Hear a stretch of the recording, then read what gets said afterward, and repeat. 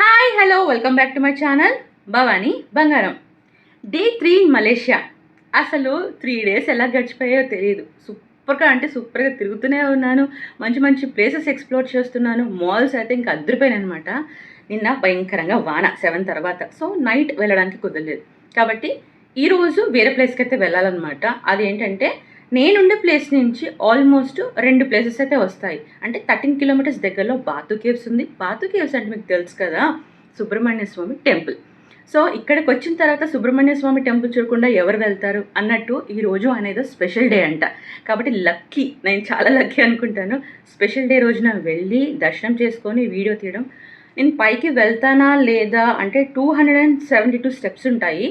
ఈరోజు special day కాబట్టి rush చాలా ఉంటుంది. వెళ్తానా లేదా అనేది నేను ఇప్పుడే చెప్పలేను కాబట్టి అక్కడ సిచ్యువేషన్ బట్టి ఆ దర్శనం చేసుకున్న తర్వాత బ్రేక్ఫాస్ట్ చేసి అక్కడి నుంచి ఇంకో ప్లేస్కి అయితే మూవ్ అవుతాను. అది ఏంటంటే జెంటింగ్ హైలాండ్స్ అనమాట. బాతు కేవ్స్ నుంచి దగ్గరే, ఈ ప్లేస్ నుంచి 50 కిలోమీటర్స్ వస్తుంది. అన్నట్టు మలేషియాలో మీకు ఎక్కడికైనా లోకల్లో తిరగాలి అనుకుంటే గ్రాబ్ అని ఒక యాప్ ఉంటుంది. లైక్ మన హైదరాబాద్లో ఓలా, ర్యాపిడో ఎలా ఉంటాయో ఇక్కడ గ్రాబ్ అనమాట. సో మీరు ఎక్కడికి వెళ్ళాలనుకున్న గ్రాబ్ అనే అప్లికేషన్ మాత్రం మీ మొబైల్లో ఉంటే ఈజీగా వెళ్ళిపోవచ్చు అనమాట. సో ఇదేనండి చిన్న ఇన్ఫర్మేషన్. అండ్ ఇక్కడ నుంచి నేను ఇప్పుడు మూవ్ ఆన్ అయిపోవాలి. ఇప్పుడు ఆల్మోస్ట్ టైం 8 అవుతుంది కాబట్టి లేట్ చేయకుండా స్టార్ట్ అయిపోదాం. టెంపుల్కి ఆల్మోస్ట్ రీచ్ అయ్యాను. రైట్ సైడ్లోనే టెంపుల్ ఉంటుంది. ప్రస్తుతం నేనున్నది బాటు కేవ్స్ వద్ద.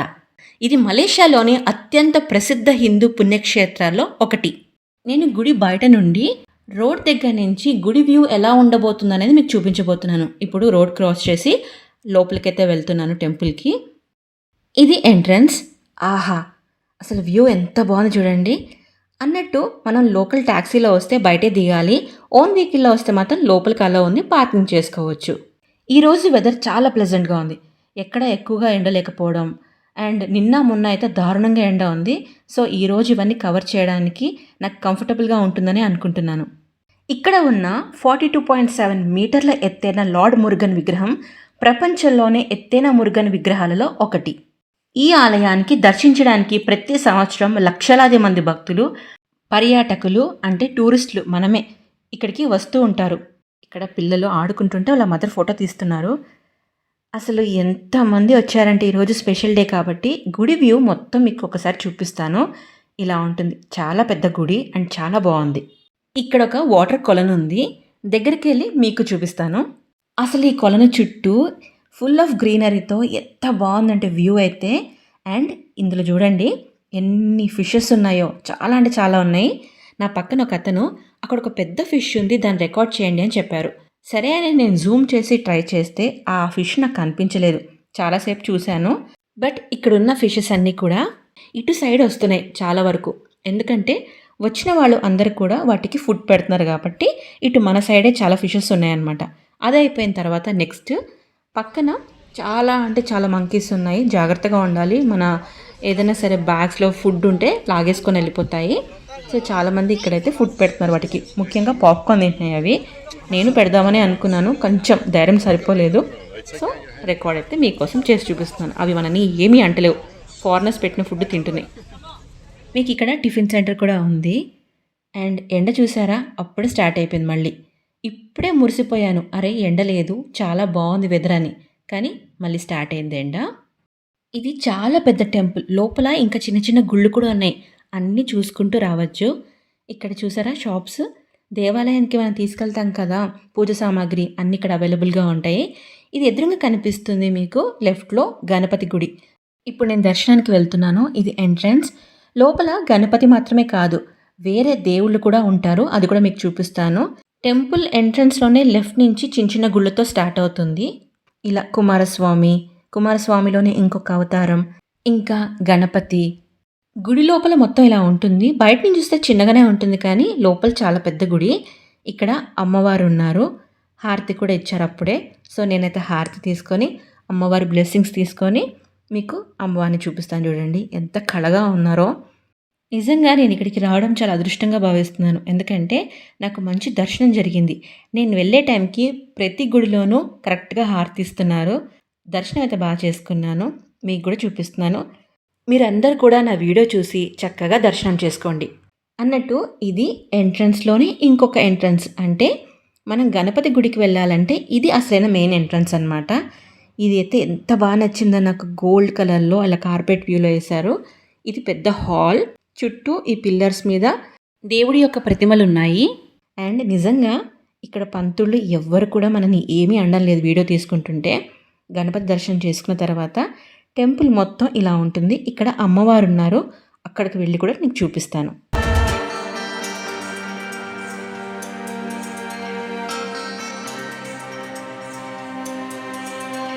ఇక్కడ రౌండ్గా అన్ని రకాల దేవుడి స్టాచ్యూస్ ఉన్నాయి.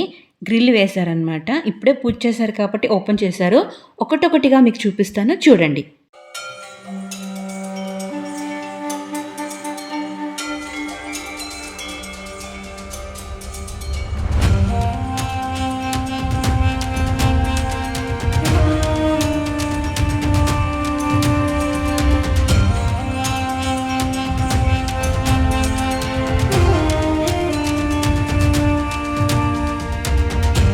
ఇక్కడ పైన శివాలయం ఉంటుంది. సో నేను శివాలయం చూడడానికి పైకైతే వెళ్తున్నాను.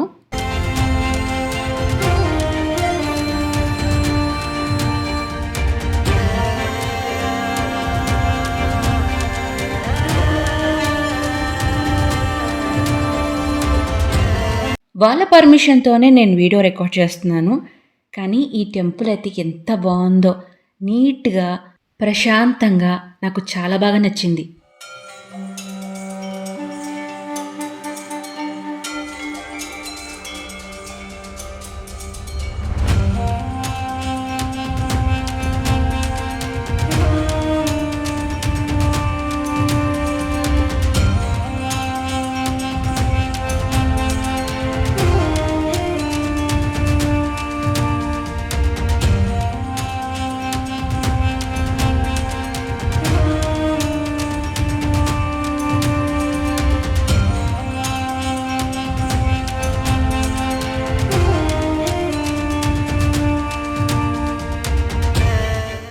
నేను ఇప్పుడు మీకు చూపించబోయే గుడి శ్రీ సందికేశ్వరర్ ఆలయం. అది మీకు పేరు కూడా చూపిస్తాను. పైన చూడండి, శ్రీ స్కందికేశ్వరర్ అని రాస్తుంది. ఇది హిందూ పురాణాల ప్రకారం సందికేశ్వరుడు పరమశివునికి పరమ భక్తునిగా భావిస్తారు. శివాలయాలలో సందికేశ్వరుడికి ప్రత్యేక స్థానం ఉంటుంది. మీకు టెంపుల్ చూడండి, ఇలా ఆపోజిట్లో ఉంటుంది. మన మామూలుగా గుళ్ళో అయితే ఫేస్ ఇటువైపు ఉంటుంది కదా, కానీ ఆయన పరమశివుడు భక్తుడు కాబట్టి ఫేస్ అనేది ఆ శివుడి గుడి వైపు ఉందన్నమాట. ఇక్కడ ఒక చిన్న దేవాలయం ఉంది, కాకపోతే క్లోజ్ ఉంది. లోపల మీకు చూపిస్తాను. నటరాజస్వామి విత్ అమ్మవారైతే ఉన్నారు. ఇక్కడంతా పైన దర్శనం జరిగిన తర్వాత ఇప్పుడు మళ్ళీ నేను కిందకు వెళ్తున్నాను. ఇప్పుడు డైరెక్ట్గా ఈ హాల్లో నుంచే నేను సుబ్రహ్మణ్య స్వామి పైకి వెళ్ళాలనుకుంటున్నాను అనమాట. ఇది ఒక షార్ట్ కట్ ఉంది, లేదా బయటికి వెళ్ళి మీరు అటునుంచి కూడా వెళ్ళొచ్చు. నేనైతే ఇటు నుంచి వెళ్ళిపోతున్నాను.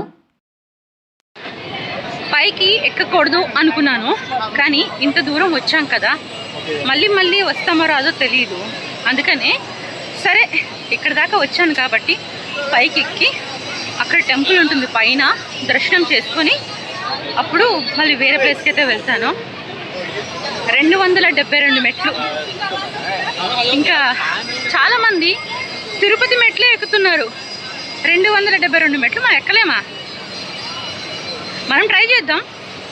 దైవ ప్రయత్నం ఆటోమేటిక్గా పాజిటివ్ అయితే వస్తుంది మన వైపు. ఎక్కేద్దాం. ఈరోజు సుబ్రహ్మణ్య స్వామి స్పెషల్ డే అని తెలుసు, కానీ పుట్టినరోజు అని ఇక్కడికి వచ్చాక తెలిసింది. ఫస్ట్ స్టెప్స్ ఎక్కుతూ ఈ గుడి యొక్క చరిత్ర చెప్తాను వినండి. ఆలయ స్థాపన 1890. భారతదేశానికి చెందిన ప్రముఖ వ్యాపారవేత్త తంబుస్వామి పిళ్ళై శ్రీ సుబ్రహ్మణ్య స్వామి మురుగన్ ఆలయాన్ని స్థాపించారు. గుహల ప్రవేశం ద్వారం మురుగన్ చేతిలో వేలు ఈటె ఆకారంలో ఉండడంతో ఆయన ఇక్కడ ఆలయాన్ని నిర్మించారు. 272 స్టెప్స్. ప్రధాన గుహ దేవాలయం చేరుకోవడానికి మొదట చెక్క మెట్లు ఉండేవి. వీటిని 1922లో నిర్మించారు. కాలక్రమేణా వీటిని కాంక్రీట్ మెట్లుగా మార్చేశారు. ప్రస్తుతం ఇవి ఫుల్ ఆఫ్ కలర్స్గా మెట్లు చేయడం వల్ల టూరిస్టులకు ఎక్కువగా అట్రాక్షన్ ఇస్తున్నాయి. మొత్తానికైతే రీచ్ అయ్యాను. ఓ మై గాడ్, లోపల ఎంత బాగుంది ఏంటి. ఇంకా కొద్దిగా నడిచి లోపలికి వెళ్ళాలి. అక్కడే మురుగన్ స్వామి దేవాలయం ఉంటుంది, కానీ గుడి లోపలికి అడుగు పెట్టగానే ఆ మంగళ వాయిద్యాలు వినిపిస్తుంటే గూస్ బంప్స్ వస్తున్నాయి. ఈ రైట్ సైడ్లో చిన్న షాప్ ఉంది. అంటే దేవుడికి సంబంధించిన అన్ని విగ్రహాలు, ఫొటోస్ కూడా ఉంటాయి. రిటర్న్లో తీసుకుంటాను. ముందైతే దర్శనానికి వెళ్తున్నా. ఇదే మెయిన్ దేవాలయం. మీకు ఒక ముఖ్యమైన విషయం చెప్తాను. తైపుసం బాతు కేవ్స్లో అత్యంత వైభవంగా జరిగే అతిపెద్ద పండుగ తైపుసం. ప్రతి సంవత్సరం జనవరి లేదా ఫిబ్రవరి నెలలో ఈ పండుగను జరుపుకుంటారు. ఇక్కడ వేలాది మంది భక్తులు స్వామివారికి కావిళ్ళు, అంటే మనం కావడి అంటాం కదా, అది సమర్పించి తమ భక్తిని చాటుకుంటారంట. మీకు బాటు గుహల గురించి కొన్ని విషయాలు చెప్తాను. మలేషియాలోని సెలంగూర్లో ఉన్న 40 crores సంవత్సరాల పురాతన సున్నపు రాయి అంట ఇది. 1860లో ఇక్కడ చైనీయులు కూరగాయలు పండించడానికి గబ్బిలాల ఎరువును సేకరించి ఆ పొలాలకి వాడేవారంట.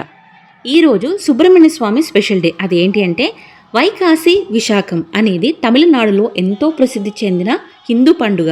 తమిళ క్యాలెండర్ ప్రకారం 2వ నెల అయిన వైకాసి మే టు జూన్లో పౌర్ణమి మరియు విశాఖ నక్షత్రం కలిసే రోజున ఈ పండుగని జరుపుకుంటారంట. ఇంతటి స్పెషల్ డే అయిన సుబ్రహ్మణ్య స్వామి బర్త్డే రోజున నేను ఇక్కడికి రావడం, ఆయన దర్శనం చేసుకోవడం నేను చాలా అదృష్టంగా భావిస్తున్నాను.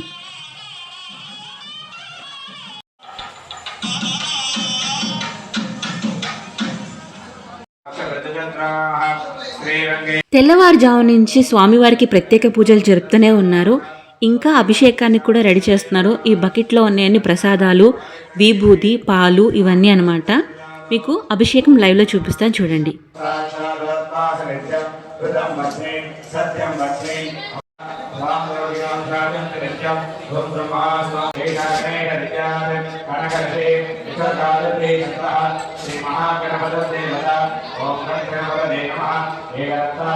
ఇక్కడ ఒక ఫ్యామిలీ స్వామివారి పేరు మీద స్పెషల్గా మార్నింగ్ అభిషేకం చేయించారంట. ఇప్పుడు హోమం కూడా జరిపిస్తున్నారు. నేను ఆ హోమంని పూజను చూస్తూ కాసేపు అక్కడే ఉన్నాను.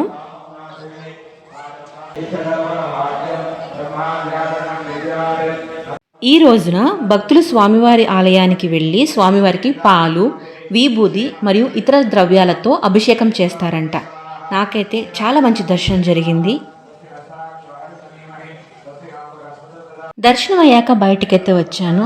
ఏ మాటకి ఆ మాట చెప్పాలి.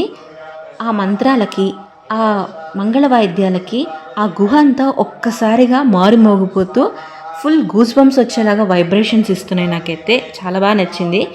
పైన శ్రీవల్లి అమ్మవారితో సుబ్రహ్మణ్య స్వామి ఉంటారు, అంటే భార్యతో ఉంటారు. ఇక్కడ మాత్రం ఒక్కరే ఉంటారనమాట సుబ్రహ్మణ్య స్వామి. సో పైకి కూడా వెళ్ళాలి. మొత్తానికైతే ఎక్కలేనేమో, ఎక్కకూడదేమో అనుకున్నాను. కానీ సుబ్రహ్మణ్య స్వామి స్పెషల్ డే కింద నుంచే నాకు పైన నుండి ఉన్న మంగళవాద్యాలు వినిపిస్తున్నాయి. ఈరోజు స్పెషల్ పూజలు ఉంటాయి ఆయన బర్త్డే కాబట్టి. ఒకవైపు నుంచి రా రా అని డైరెక్ట్గా పిలుస్తుంటే వెళ్ళకుండా ఎలా ఉంటాము? మన ప్రయత్నమే దైవ ప్రయత్నం అంటారు కదా. సో మనం స్టార్ట్ చేసేసాను. ఎక్కడ ఆగకుండా మెల్లగా దారిలో కోతులు ఉంటాయి, వాటిని చూసుకుంటూ వీడియోలు తీసుకుంటూ ఎక్కేసాను. మంచి దర్శనం జరిగింది నాకు. నేను ప్రసాదం కూడా తీసుకున్నాను. వచ్చే దారిలో కోతులు కనిపించాయి. అవి మనకి పేపర్ అంటే కవర్లు ఉంటాయి కదా, అవి లాగేస్తున్నాయి. సో వాటికి ఇచ్చడమే బెటరు. ఎలాగో మనం ఇంటికి వెళ్ళేసరికి ఇండియాకి ఇంకా 2 days ఉంటుంది కాబట్టి ట్రావెలింగ్కి అవన్నీ కలిపి పాడైపోతాయి. సో అవి తినడమే బెటరు. ఇంకొకటి ఏంటంటే చాలా బాగా అనిపించింది, హోమం చేయిస్తున్నారు వేరే వాళ్ళు. హోమం దగ్గర పార్టిసిపేట్ చేసి అండ్ దర్శనం చేసుకొని ఇంకా బయలుదేరిపోయాను అనమాట. కిందకి వెళ్తున్నాను. ఇక్కడ అమ్మవారి గుడి ఉంది, అది కూడా కవర్ చేసుకొని ఇంకా నెక్స్ట్ వేరే ప్లేస్కి వెళ్ళిపోవడమే. ఎదురుగా మీరు చూస్తున్న గుడి అమ్మవారిది. లెఫ్ట్ అటువైపు వినాయకుడి టెంపుల్ ఉంటుంది, ఇటు అమ్మవారి గుడి. ఇప్పుడు ఇక్కడికి వెళ్తున్నాను. ఇది అమ్మవారి గుడి యొక్క ఎంట్రన్స్. ఈ గుడికి 2 ద్వారాలు ఉన్నాయి. ఒకటి నేను వెళ్ళేది, ఇంకోటి అటువైపు.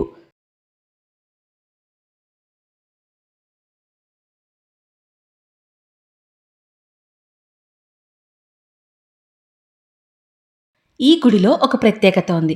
మనము ఎప్పుడు కూడా విష్ణుమూర్తిని ఇలా సేద తీరుతున్నట్టు నిద్రిస్తున్న పొజిషన్లో చూస్తాం కదా.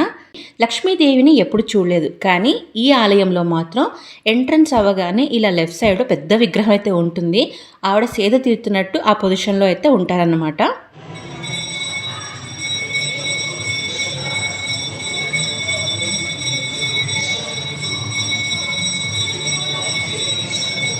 కరెక్ట్గా నేను వెళ్ళే టైంకి అయితే హారతి అయితే ఇస్తున్నారు.